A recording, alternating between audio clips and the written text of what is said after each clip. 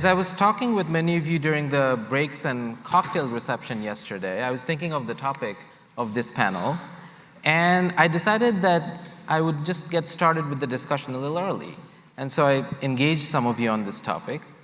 One person who I spoke with works within ESG of a large financial institution, and she talked about how financial health is becoming more and more important in their ESG work and how the company is working on new ways of reporting on it. A few minutes later, though, I spoke with someone else. This person works on the commercial side of a financial service provider, and he said, look, we believe in improving the financial health of our customers. We're working on it. But we don't use the term financial health because to some people, it implies doing charitable activities. And our customers don't want to feel like they're recipients of charity. This is the tension we're going to explore on our panel today. My name is Adib Mahmood. I'm the Chief Program Officer at the Financial Health Network, a role that I joined in February of this year. Before that, I worked at the social impact consulting firm FSG for 15 years, advising major companies on their social impact. So ESG issues have been a core part of my work for a decade and a half. If we surveyed the room right now and ask, is there anyone who does not know what ESG is, I would be surprised if anyone raised their hands. As a term, ESG, or environmental, social, and governance programs or efforts of companies and investors, were first mentioned around the early to mid-2000s. For example, in the 2006 United Nations Principles for Responsible Investment. But companies have been engaging on social issues for a long time, 50, 60 years at least. And CSR, corporate philanthropy, sustainability, social innovation, these are just a few of the terms that have been used to describe this work. The term ESG, when we use it today, is often meant or refers to socially responsible investing or in relation to reporting or standards. But on our panel today, we're going to talk about ESG more broadly than just investing or reporting. What we're talking about on the panel today is about initiatives companies might engage in to expand social impact broadly under any of the labels that I mentioned before, and as they relate to financial health. This year, ESG has been in the headlines a lot. There's been a lot of criticism about ESG. A few corporate executives have called ESG empty, that it results only in glossy reports. And this criticism is continuing, and this is despite more and more companies launching social impact initiatives. This is despite ESG assets being on track to exceed $50 trillion, that's trillion with a T, by 2025.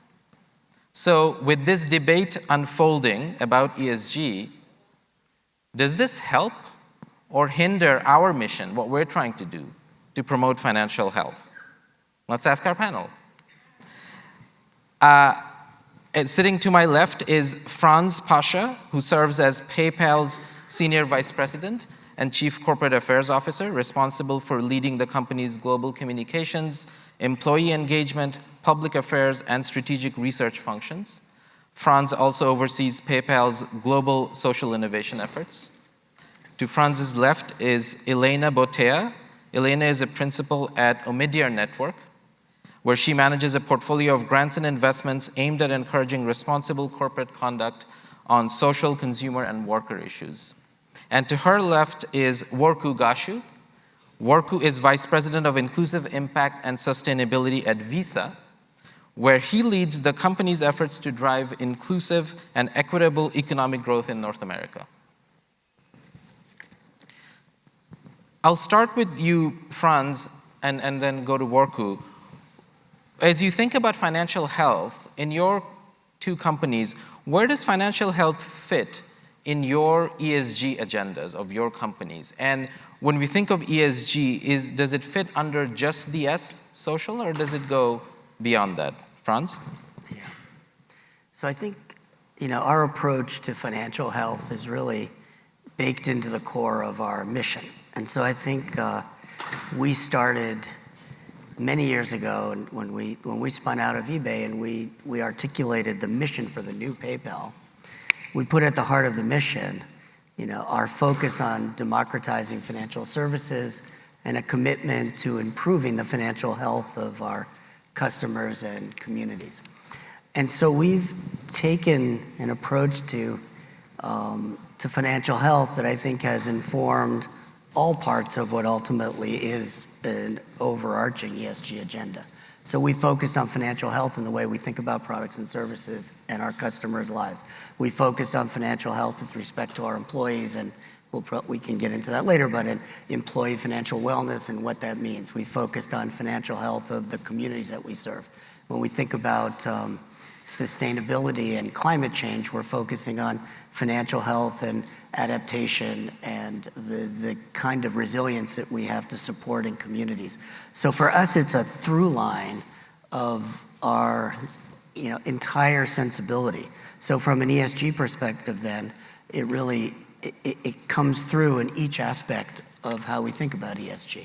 It's a holistic approach. And I heard you talk about climate and resilience as well. So it sounds like at least on the E part, you're thinking about financial health as well. Correct. We've been building out an approach and an agenda that I think focuses on the most vulnerable communities and what is the financial security, the financial health that's needed to be resilient and to be able to adapt and address all the impacts of climate change that are coming. Great.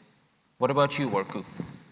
Yeah, thanks Adib, and thanks to the Financial Health Network for having us here today. When we think about our focus on broader financial inclusion, right, and where we operate in this ecosystem of wanting to be that connective tissue across many of our partners, right, I didn't think that I'd spend my time right now talking about internal organizational changes, but I think it is indicative of how it's interconnected throughout this ESG world, right? Recently, we restructured our function to bring together our sustainability group, our social impact group, and our inclusion and diversity group. And we were quite intentional in that because of the interconnectedness between those issues, right? And so let me give you an example, right? When we talk about financial health, right, we want to ensure we're talking about it within our own four walls, right? But then also talking about it externally.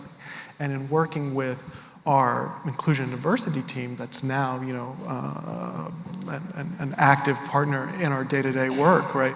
We learned that some of our ERG groups actually weren't comfortable with their own financial health, right? And so we were able to see those gaps and understand the great work that me and my team are doing externally. Actually, we should also be thinking internally as well, right? And so I think there's a lot of overlap between the two, right?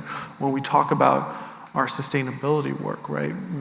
We talk about wanting to change consumer behavioral health related to sustainability, and like how can we use the purchasing power of that individual, right, to help guide more eco-friendly decisions, right? And so there are a number of kind of financial health consequences alongside that work, right? We have tools now that help consumers understand their spend on the environment, right? We're now thinking about ways to offset particular spend through certain carbon offsetting. So when we were intentional about this recent reorganization, and it's also indicative in how we work with our partners and our clients, right? Many of our partners and clients are now approaching these issues holistically, and we wanted to be in a position to respond to that. Yeah. It sounds to me that at both Visa and PayPal, while financial health is a very important part of ESG, that it's not limited just to ESG activities, like you're thinking of it. And again, we're not trying to debate labels here, but it feels like it's permeated in other parts of the company as well. So I want to come back to the debate that I started off with, the criticisms that we're hearing, especially this year, about ESG. So when you think about our mission in trying to expand financial health, which is the reason why we're all here, does this debate or momentum on ESG, does it help our cause? Does it help put financial health in more squarely in corporate boardrooms, in the agendas of CEO and C-suite and others? Or is the debate on ESG a distraction? And if financial health is too closely tied with ESG, does it then allow companies to say, well, it's something that's not important to our business, it's something on the side? Like where do you feel like that lands? Elena, I'll start with you. Yeah, of course we're in the middle of this huge debate about ESG, but we can also see that globally the momentum around corporate accountability is still growing. So if you look at, so for those of you who don't know, every year publicly traded companies have annual elections where shareholders get to vote both on the boards of directors and also on shareholder resolutions. So when you compare comparable resolutions, 2021, kind of before some of this controversy happened in 2022, you see that the momentum is still growing, right? I don't think that's going away. I don't think investors around the world are going to stop being concerned about climate change, for example, or concerned about human rights, worker rights. I think we're going to continue to see momentum. And I think it's also just helpful to make sure that people kind of have this frame of reference that ESG isn't really an on-the-side activity. It's really intrinsic to business operations. And there's really two types of investors that are drawn to ESG. There's investors that are interested in risk management because they know that when a company doesn't do right by its workers, doesn't do right by the community, doesn't do right by the environment, it can lose its social license to operate. I know many people, of course, in their day-to-day operations in banking are very concerned with compliance, right? But that it gets at that same thing, right? The banks that don't do right by their customers can get hit not only with fines, but also, we've seen regulators impose pretty significant restrictions on even, in one case, it capped a bank's ability to grow their outstanding balances because of, customer failures, but that's a type of ESG failure. And then on the social impact side, why do investors look for ESG strategies instead of just saying, okay, companies, do whatever you want, and I'm going to take my profits and give it to charity, right? And they do it because they know that there are certain things that corporations can do that are positive, that are hard for charities to do, and also that if corporations are behaving irresponsibly, it's not always easy for charities to undo that harm, right? So I think ESG is intrinsic to business operations, and I think in turn, as we can tie financial health in with that agenda and make sure that investors are thinking about these issues and having that positive dialogue, I think it can give those in their companies who want to elevate these issues a chance to know that investors are on their side if they can bring it into the conversation. Yeah, I do think this debate compels a focus on value creation. And I think if you look at the value that's created for stakeholders by a focus on financial health, the case can be very clear. And so, for example, if you focus on employee financial wellness, it's something that we've taken on and other companies are taking on as well, you're prioritizing the well-being of your employees. And if your employees are not stressed because they can't make ends meet month to month, if they have stock in the company and feel a stake in the future of the company, if they can afford health care, if they can afford to save and take care of their families, they're more highly focused, they're more inspired, more connected to the company community and to the mission of the company, and they're going to serve customers in more and more powerful ways that create value for customers, that creates value for shareholders. It also creates value for your regulators because your customers' products and services are stronger. And so I think fine, let's have the conversation about what creates value. I think that's true also when you build the financial health of communities and of your customers. It's going to contribute to a more inclusive economy, a stronger economy. That's good for business. That creates value for shareholders. So I think you've got to take it on and focus on value creation, and the argument for a focus on financial health is compelling. Just to add on to the great points that my fellow panelists made, and I think connecting the dots, the the big kind of commonality between both of your responses is that, embedding these themes and topics into the business is key, right? It can no longer be ancillary. And like what's exciting about where I sit, right, is I sit in our corporate function, right? And so when we think about what tools are available to us, right, I'm thinking about our brand, I'm thinking about Visa scale, our products, our solutions, our technology. And so understanding how you can leverage those functions outside of my immediate area is key. And then the second point is around data, right? I think this anti-ESG momentum will continue unless we start talking about these issues less in the abstract, but more in the dollar and cents, right? Like understanding how this impacts revenues, how this impacts P&Ls, right? Because there is that commercial angle at play, and being able to quantify that, right, will I think personally help detract. And I think this focus on value creation and measurement, you can be armed with that and engage in debates to people who are saying ESG is simply writing reports, or it's simply about window dressing or greenwashing, whatever the criticisms are. If you've got metrics that show value creation both for the company and for society, that is something concrete that you can point to and say, again, labels don't matter, but this is actual work that we're doing. As you know, the Financial Health Network, and the reason we're the network is we are taking a systems approach to financial health. And while financial services companies are a very important part of expanding financial health, there are many other industries and actors who are working on it and we think should continue to work on it. One of these segments is investors, and Elena, you started talking about investors a little bit. I'm curious what you're seeing from the investor point of view about whether financial health is even on their radar or not, and does this momentum on ESG help to put it more on investors' agenda, the cause for financial health?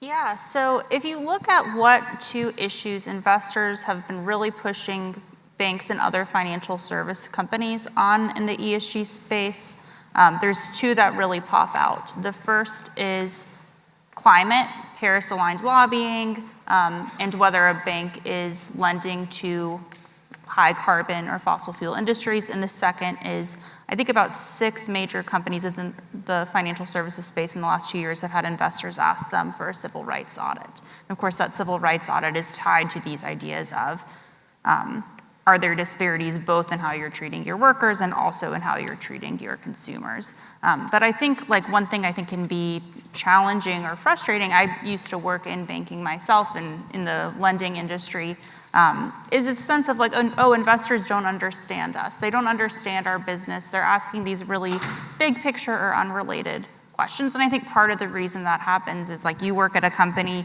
you know all about your business. Investors are tracking thousands of companies, and they tend to gravitate towards the issues that are kind of the same for all companies around the world, right? So greenhouse gas emissions, it's not that climate is the only issue that investors care about, but it's one of the issues that looks the same the most company to company, sector to sector, and country to country, right? And so I think what for the businesses that want to have like a more productive conversation with the investor community on their financial health work, I think publishing data, whether it's using the great toolkit the Financial Health Network provides or customizing something, but providing data quarter over quarter in a comparable way is a really good step for showing we view this as intrinsic to the health of our business, and so you should evaluate us along those lines. And that voluntary disclosure by business is often an important first step to getting like alignment within an industry on standards and reporting that makes it easier for investors to see progress and yeah, play their role as, in their oversight role that they play over corporate behavior. Yeah. Franz Borko, anything you wanted to add to the point about investors, or how anything you're seeing from investors on financial health? No, I mean, I guess I would just add, I think the dialogue that Elena is describing is exactly right. That You need to show what you're prioritizing, the value it creates, what it says about your company and your results, and going back to Orchard's point that it's a lot of this is measurable, and you've got to be willing to put it out there, and be open about it. And sometimes it's going to take several years to make progress, and sometimes it isn't. But showing the effort to really be rigorous in the work makes a difference, I think. But Yeah, I mean, one of the biggest issues that are front of mind to investors is the workforce, right? Especially over these past 2 years, where it's the great reshuffle, right? The question is, how are you ensuring that your workforce is in a good place, right? And part of that is their financial health, right? And their broader well-being, and thinking about it, thinking about well-being holistically, right? From your physical to your emotional, right, to your financial, and ensuring that you are thinking about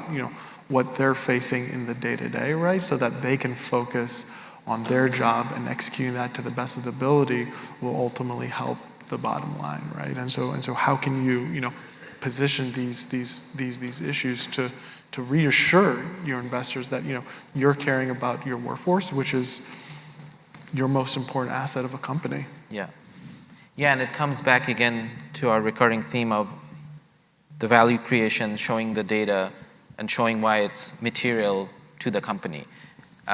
We're not going to get too much into measurement on this session here, but we do have another breakout session coming up after this main stage panel that is focused on ESG, but specifically on ESG measurement. So please join us for that discussion to hear from a number of other companies on how they are measuring financial health through their ESG efforts.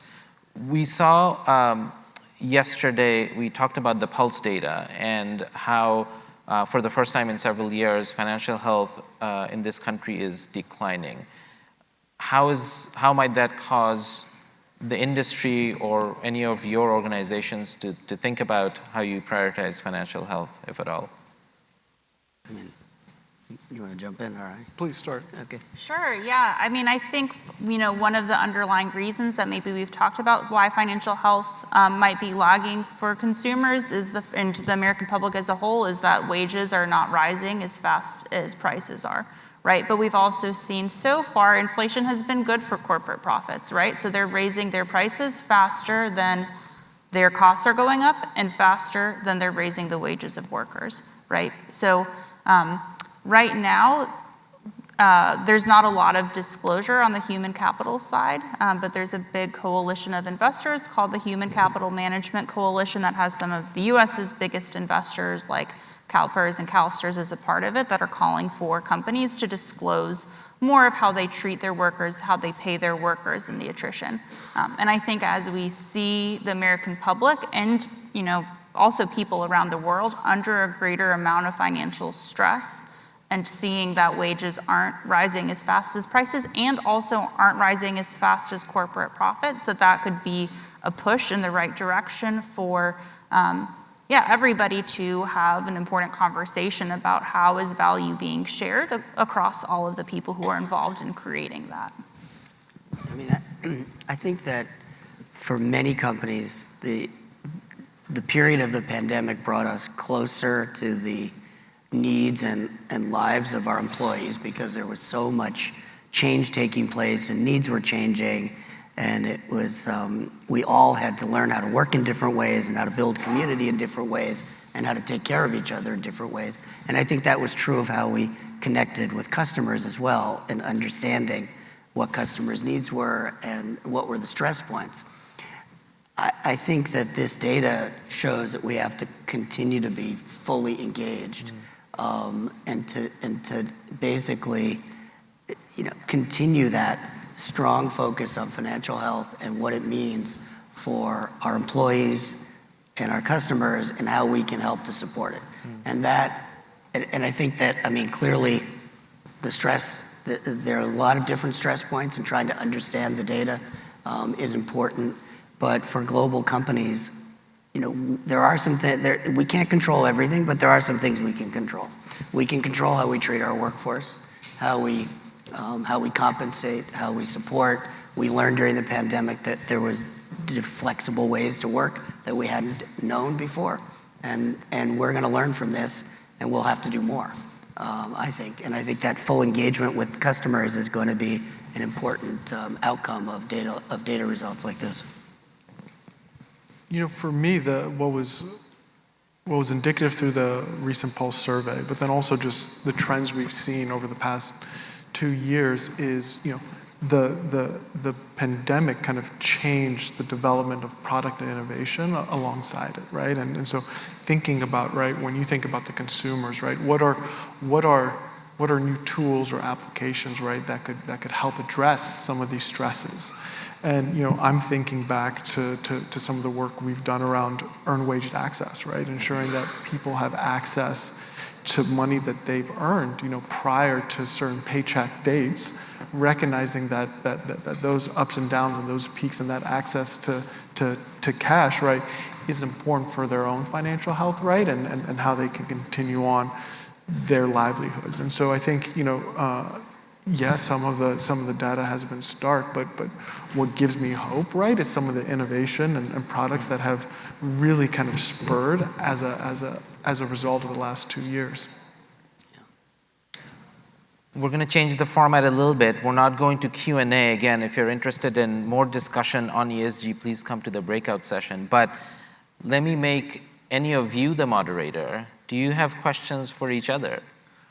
I have, you know, I've been really impressed of the work of PayPal alongside Just Capital and the Financial Health Network around the Workforce Financial Health Initiative. And, you know, I'm curious, right? We kind of touched on those themes a bit throughout our conversation, but, you know, what drove PayPal to help, you know, establish this, your commitment to it as we and other companies are looking to join? Yeah, no, thanks for that. And it's been a wonderful collaboration. I think that, you know, from the outset of our journey on employee financial wellness, we understood that part of the strength of what we could do would be to be very open about the outcomes and results, and to be transparent around what was working, what wasn't working.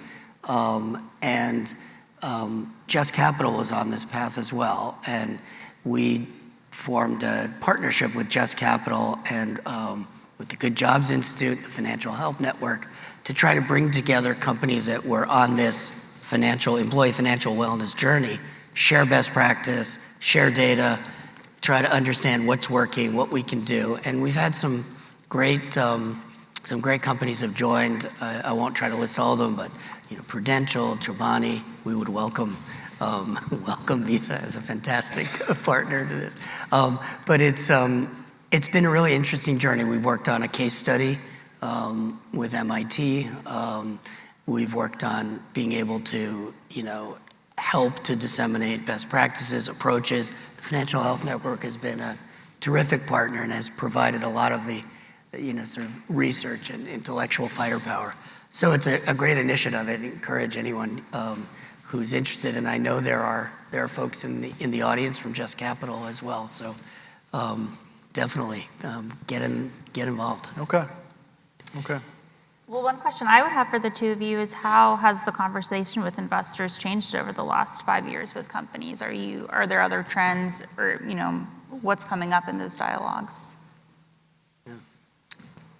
I think, you know, it's interesting because we sit at a place where we deploy capital ourselves, right? And people invest in us. And I think, you know, some of the questions that we're asking of potential investees from our foundation or investments we make from our own balance sheet, right, is much more holistic than, you know, what are your profit margins and EBITDA goals, right? But understanding, are there ways that we can leverage this technology or this platform, right, to really achieve our inclusive impact mission, right? You know, it's fun getting to sit where I sit, right, because I get to look across some of those investment decisions, and I get pulled in when, you know, our investment folks are thinking, hey, like, is there a social impact angle here? Like, is there a way that you and your team could leverage this? And so,